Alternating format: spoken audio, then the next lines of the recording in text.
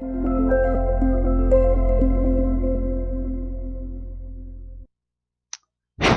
boys, what's going on? This is Ordinary here, and I believe this is episode 7 as the GM of the Florida Panthers. And last week we did all the re-signing and all that junk, and now we're ready to put our lines together and hit up our second year. Our big move was to sign up Jaromir Jagr there on the wing.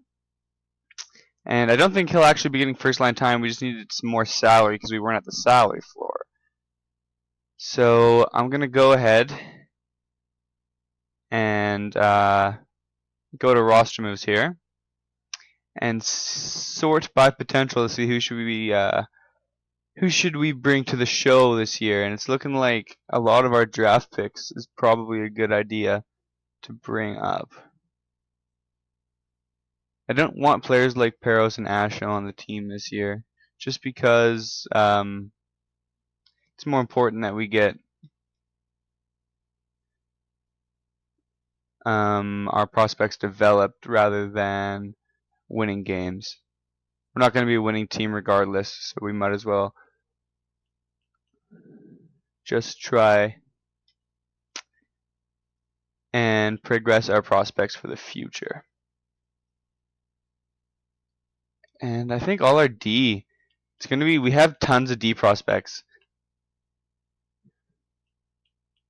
So it looks like we'll be playing some of these guys in the AHL and maybe in the CHL again this year. I would like to bring Pouliot up, and maybe we send down Backman or Aaronin. Let's send down Backman. Okay. And then goalies, I'm pretty sure, yeah, we got the same thing going.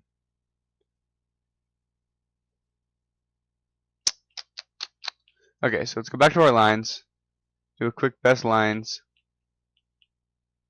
Check if anyone's scratched. This Freeberg guy. Maybe we send him down then. Because, never know if he's going to turn into something for us. Let's check out again. Anyone else scratched? No. So, who's Osala? He's a 3-star player. I'm probably going to swap him out with someone else. Bud Holloway, isn't he 3.5 or something? He's just 3 as well. So we'll swap him out also. So we got 2 guys to send down. Lindbergh was a 3.5. I remember him. So let's see if we can't find people to replace Osala, Lindbergh, and Holloway.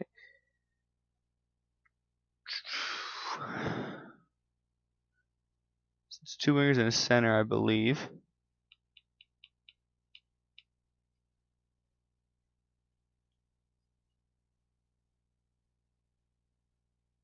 We have Vincent Trocheck. Let's bring him up then.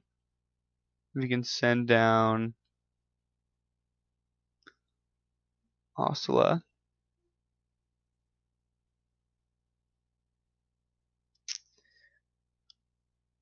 Do we want to bring Freeberg back up and give him 4th line time? No. We're going to bring this guy up because I remember you saying he gets quite good. So we're bringing him back up.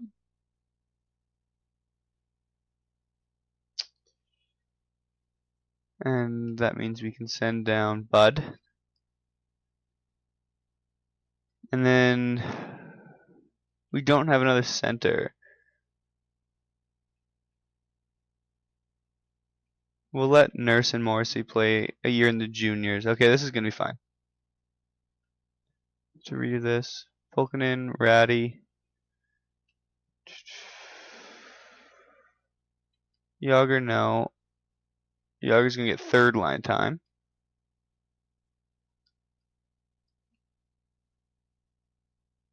Where's that? No, he's on 1st line already.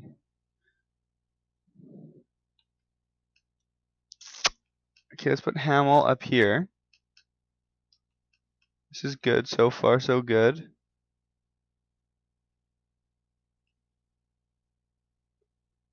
I'd like to have Howden actually on the second line. Tyretti can get third line time on the right wing. I wonder, like, it's just with the players like Shinkaruk, he's 4.5 stars, isn't he? Or is he just 4? He's 4.5. Is that someone we want to waste a year of their development playing fourth line in the NHL?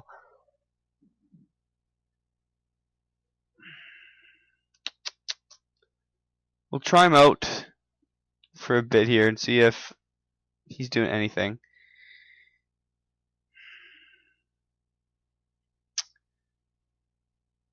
It's the thing when you have a lot of prospects is it's not the easiest trying to slot them in. And then for defense, we're going to go like that.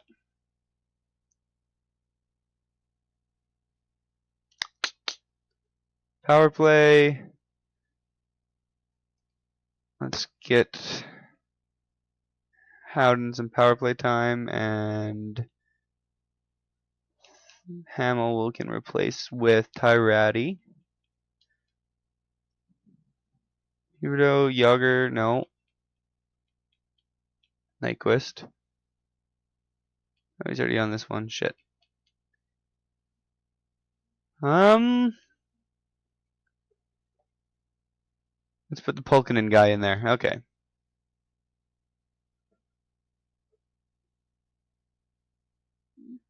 Four and four lines. No.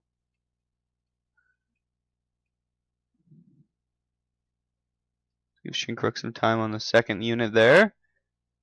That's fine as well. That is good. That is fine.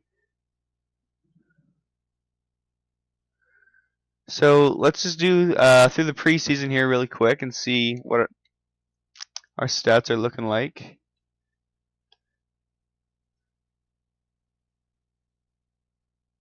It'll be interesting to see the plus minus of some of these players.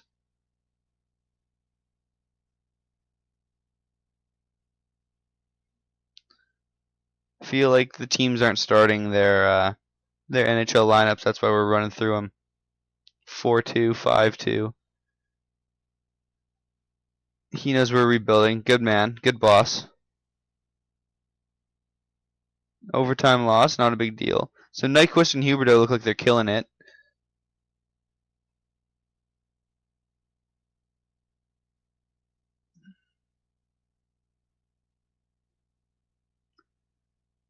And no goals in that last game. So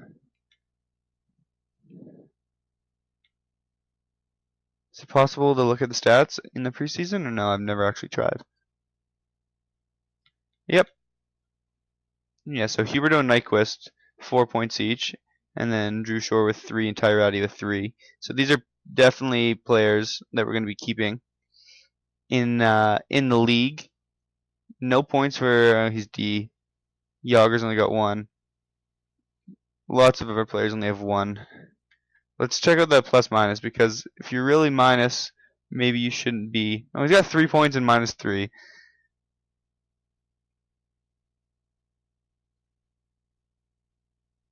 So that Shinkruk line is actually a plus. Or he is just by himself. I'm not sure. I'm not sure how. Maybe he was off the ice when his team got scored on or something.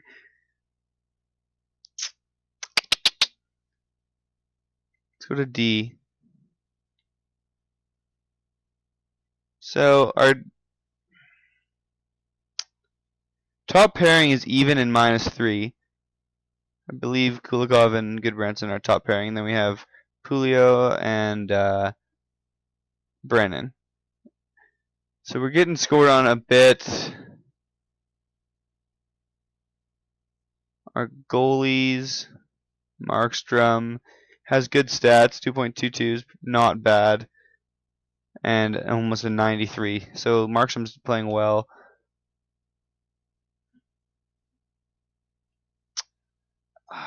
It's a tough decision because we can't play Shinkruk down in the minors. He has to go back to the CHL if we decide that he doesn't belong on the team quite yet. The third or the fourth line is all kind of 62, 64, 63.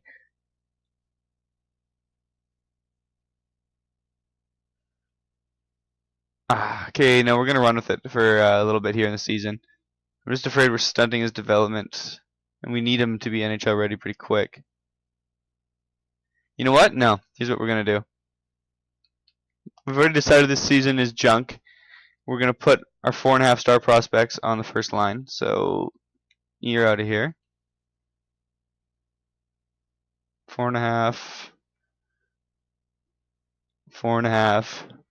He's on right wing, so let's put him over here. And then Chunkruk is on left wing, so that's perfect. So that's a good first line. Then we want 4-star prospects on this line. So we got 1. Drew Shore is 3.5, as is Pulkkinen. So if we might bring Ratty up there, and I believe he's 3.5 as well. And Trocheck is 4?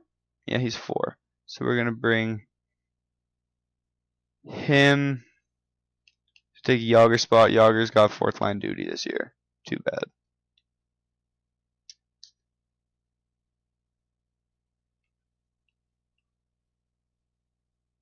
Yeah, okay, we'll do that.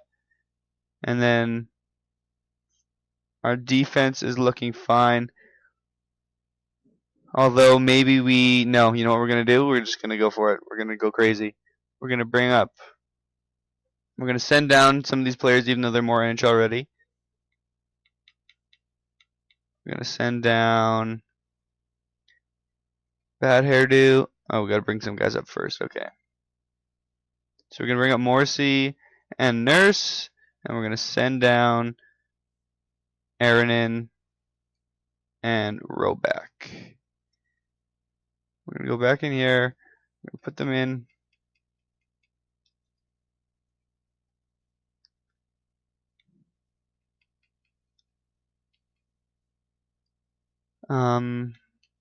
That's fine for now. We got to put some guys in here, though.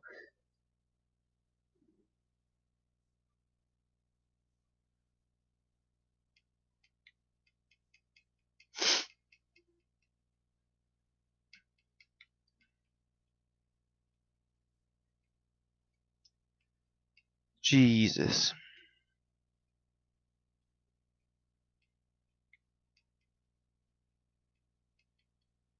So our team is not looking that strong at all.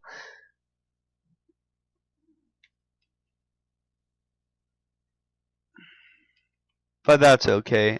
I'm just trying to make it so our team gets better later. I think this will progress everyone the best rather than having those guys play low minutes in the NHL or in the CHL. Alright, so the season's starting. Let's skip to the beginning of November and we'll check out where we stand after that. Minimum salary cap 57 million. I don't know where we're at.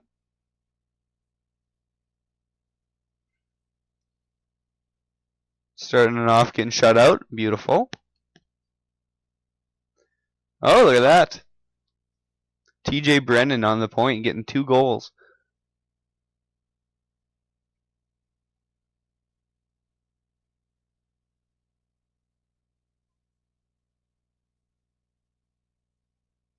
So, in real life, tons to talk about regarding the NHL. With the draft on, what was it, Sunday? The Canucks trading away Schneider, which is not my favorite decision, seeing as he was my favorite player on my favorite team. But, you know, it is what it is. I still got my Schneider jersey in the closet, so I'll get over it. Only a 9th back. I know lots of people are looking at that, kind of thinking the return isn't that great. And, you know, it's not that great of a return, but the Canucks didn't have any salary cap, and they can't afford to have 2 starting goalies, and it just doesn't make sense. Like, it would have been best to try and trade Luongo, but they obviously tried to do that for a year and a half and couldn't get a solid deal. And um, people are saying, why wouldn't you just buy out Luongo then with the compliance buyout? And that's a lot of money to be spending, especially when it's not a bad thing to have him on your team. Like, the compliance buyouts are there to use on horrible contracts, right? But it's also to get rid of players that don't deserve the contract that they have. Like Luongo, maybe not since the new CBA, but his contract, it wasn't horrible, right? For how good of a player he is. We just weren't expecting Schneider to step up like he did and become and develop so fast. Um, so then he's stuck. We're stuck with having to give Schneider a contract last year. Sorry, which we did, and that was all fine and good because we planned on trading away Luongo. So we got tons of money locked up in two goalies when there's players with contracts expiring this year and no cap space left to sign them. So something had to be done, and I feel like Gillis uh, just settled and took the best offer he could find at the draft, which was a ninth for Schneider. Um, People are talking about the Edmonton deal that was apparently in place for the 7th, the 37th, and then a prospect. But what actually happened now that the draft's over and the dust has settled, um, it's been said that that was what Gillis asked Edmonton for, and he said no. McTavish said no over at Edmonton. So hopefully Bo Horvat turns into a good player for the Canucks. I've watched some highlight tapes of him, as I did with Shinkruk as well, and hopefully, don't regret making that trade. Hopefully, Luongo doesn't mind coming back and starting for us, even though he was told he was leaving for a year and a half. Sticky situation for the Canucks. And Seth Jones dropping to 4th overall. A little bit surprising, especially when you look at organizational needs and how everything was kind of backwards of what you'd think. So Colorado has the top two centers slotted. They got Stastny and Landeskog or Duchesne. I'm not sure which one plays center off the top of my head, but there's their top two centers. And then they go ahead and draft a center, so that leads you to believe that they're going to be trading Paul Stastny probably. I don't think they want to trade one of their younger prospects like that. But so you'd think they would have wanted to draft Seth Jones, especially considering he grew up in Denver. His dad played professional basketball there, and then goes to Florida, and everyone's thinking, okay, then Seth Jones is either number 1 or 2, and they draft what's his face, Barkov, who was listed as going 4th, and sorry, I'm trying to talk and play the game at the same time. So he was supposed to go 4th, and I'm looking at what we have here when we started the GM mode, and their depth down the middle is already unreal, right? That's what I've talked about drafting in real life. If I was in charge, I would have taken Juin probably on the wing. I would have thought Seth Jones would have gone to Colorado, and then we would have taken Drouin, and then McKinnon would go 3rd to Tampa.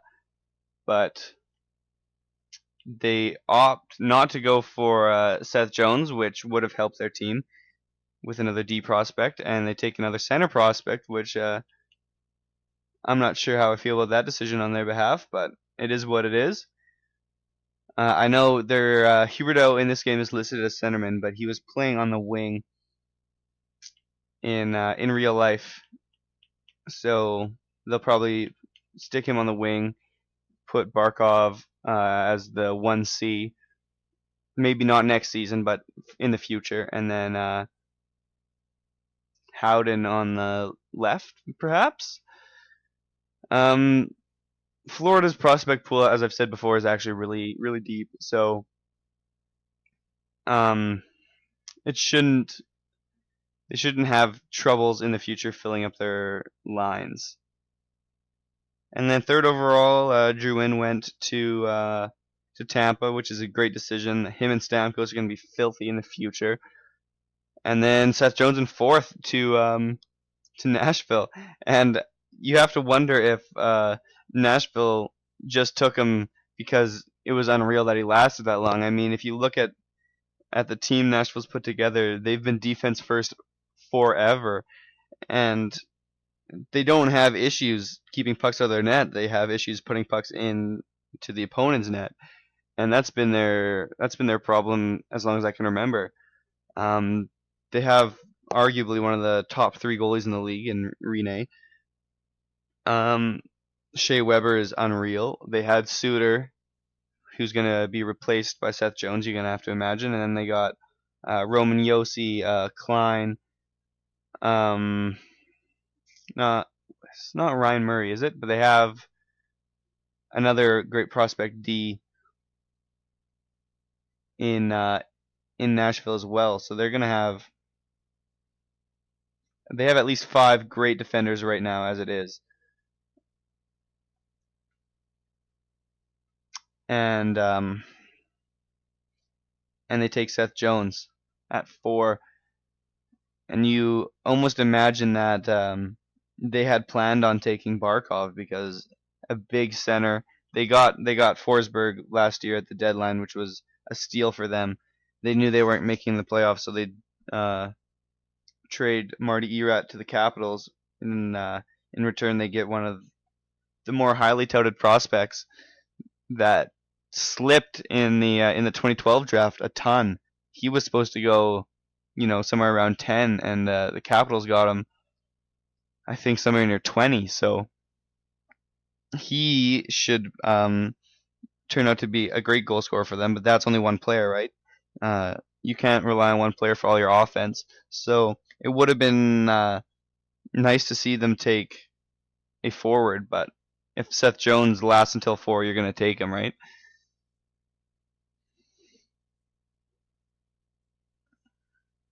Where's the trade deadline and All-Star break? I haven't been paying attention to this game at all. My bad, boys. Let's see. So it's a record, 6-24-4, so we're getting absolutely slaughtered. It's looking like we're going to get the first overall pick this year, even more so than last year when I thought we were going to have a really good pick, and we didn't. There's no way we're not in the last right now with 12, 16 points. Yeah, there we are. See, we're getting absolutely slaughtered. The team in first in the NHL has 57 points, and we've got 16. So we got that first overall, at least second. Maybe we'll lose the lottery, like the real Panthers. Maybe we will,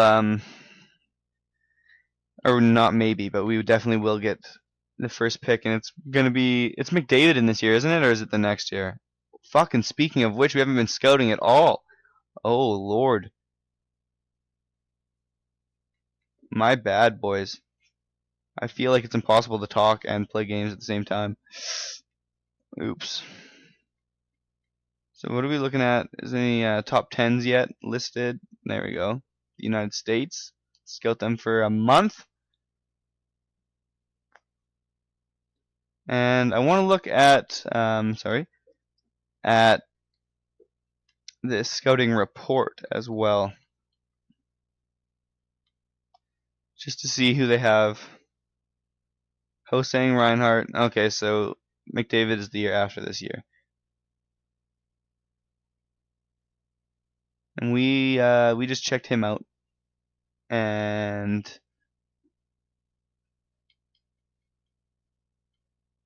him. So we're scouting Kelvin and Osgood. And I don't know why his stars are already yellow. little confused by that.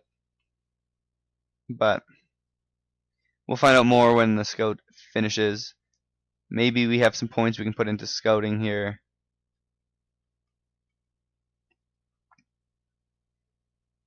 Pro Scout. Yeah, we do.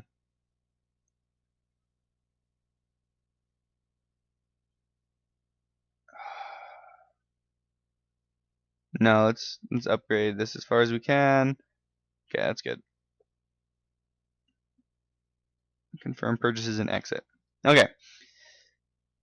So let's get up to the All-Star break where I don't have to focus on anything. I can just talk. Yeah, I'm pretty into the draft in real life. I watched the whole thing. With Shinkrook sliding as far as he did, that reminds me of Forsberg last year. And the Canucks scooped him up. That was unreal. And they also picked up Jordan Subban, which was impressive as well.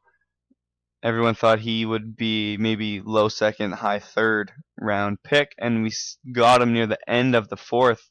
And you got to wonder if Montreal is not kicking themselves. They had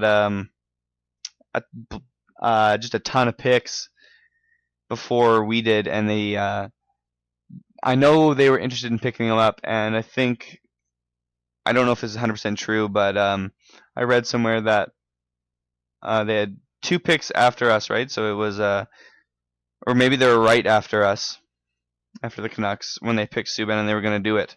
They were going to use their next pick on him. So you got to wonder if they're thinking that maybe the prospects that they chose before we chose Subban, if it's going to be the better decision to choose that player over Subban. We didn't have a second. The Canucks didn't have a second just because of the Derek Roy trade at the deadline. And I've been worried for a while with the state of the Canucks prospect pool, just because it's pretty shallow. If they got Jensen, they got Schrader, they traded away their best D prospect at the deadline, or not the best, but one of their better ones. We still have Frankie Corrado, and I don't say Tanev is not much of a prospect anymore, but he's still developing. So there's 2D and like 2 forwards, and it was great to get another D and 2 forwards, as well as Andrew Castle's kid, Cole Castles, in the 3rd round. So I don't know anything about him.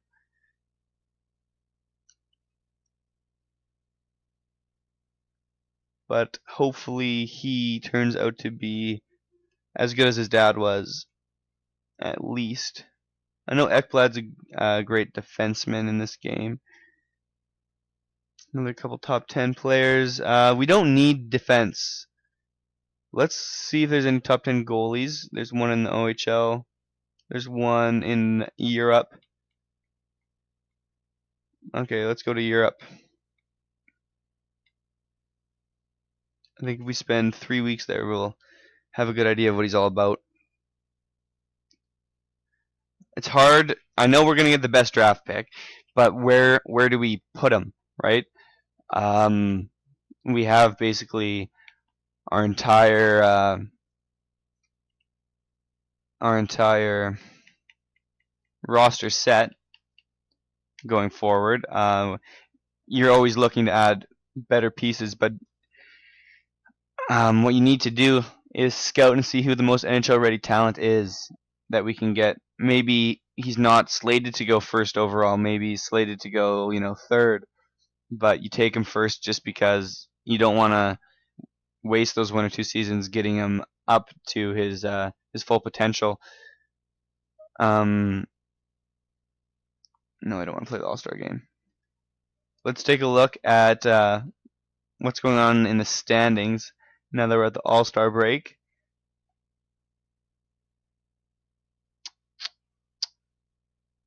There we are, way down in. We're nearly getting doubled by the next team in our conference. We have 10 wins and 4 overtime losses, so not the best season by any means. Toronto and Edmonton are killing it. I doubt any of our players will be remotely on the leaderboards. Huberdeau almost cracking the assists. He's the leader of our goals and assists, so maybe he's near points somewhere. No, but he can't be that far off. What is he? No, he is. He's 39. He's way off of there. Never mind.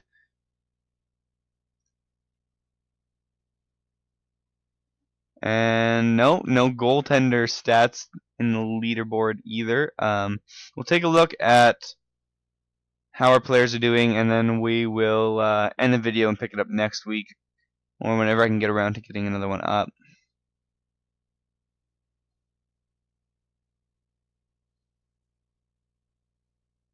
So Huberdeau's actually doing quite well. It's his second season.